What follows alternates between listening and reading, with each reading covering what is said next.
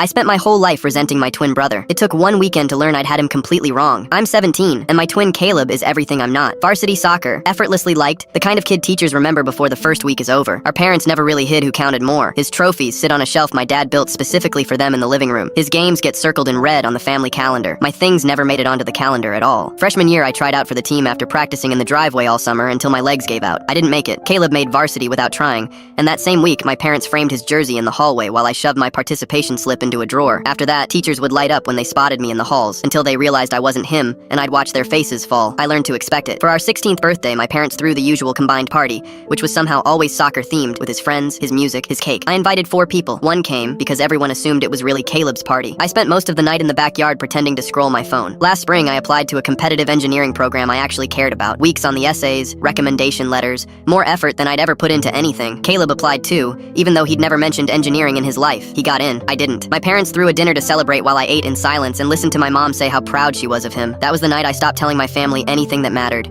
because watching them not care was worse than keeping it inside. I started eating early so I wouldn't have to sit at the table. I spent most of my time in my room with the door shut. The anger stopped being loud and turned into something heavy that just sat in my chest like a stone I couldn't set down. Then last month, Caleb went away for a tournament, and I went into his room for a charger. His laptop was open, screen still on. I knew I shouldn't look, but I did, figuring I'd find something dumb. His notes app was open to a folder called Stuff. I clicked it, expecting nothing. A list titled Things I Can't Say. The first line stopped my breath. He's smarter than me, and it's not even close. The second, I pulled out of the engineering program and asked them to give my spot to my brother. They gave it to someone else instead. I think about it every day. The third, Mom and Dad are wrong about him. I've told them 100 times, and they don't listen to me either. The last one broke something open in my chest. I'd trade everything I have if my brother could feel like he matters for just one day. I was still sitting on his bed staring at it when I heard the front door. Caleb walked in, gym bag on his shoulder, confused about why I was in his room. He looked at the screen, then at me, and his whole face shifted into something I couldn't read. He didn't yell at me for snooping. He just stood there a second and said, "You weren't supposed to find that." I couldn't make words happen. He dropped his bag, sat down next to me, and stared at the wall like he was searching for what to say. Then he turned to me. "I've been trying to get them to see you since we were 12. I'm sorry I couldn't make it happen." And the stone I'd been carrying for years just cracked. I finally told him everything. The driveway, the drawer, the teachers' faces, the birthday in the backyard. He listened to all of it without once getting defensive. And when I finished, he said the trophies on that shelf had never once made him feel the way he felt watching our parents skip past me at dinner. He told me he'd hated that jersey on the wall. He told me he'd applied to engineering because he thought if they saw us both want it, maybe they'd finally pay attention to me too. It backfired, and he'd never forgiven himself. We talked until 2 in the morning, the longest real conversation we'd ever had. It turned out the brother I'd spent my whole life resenting had been quietly fighting for me in rooms I never knew about. It didn't fix our parents overnight. That's a slower thing, and we're still in the middle of it. But Caleb and I started over. He comes to my room now instead of me hiding in it. He put my old participation slip up on his trophy shelf right in the middle and dared our dad to take it down. I wasted years hating the one person in that house who was on my side.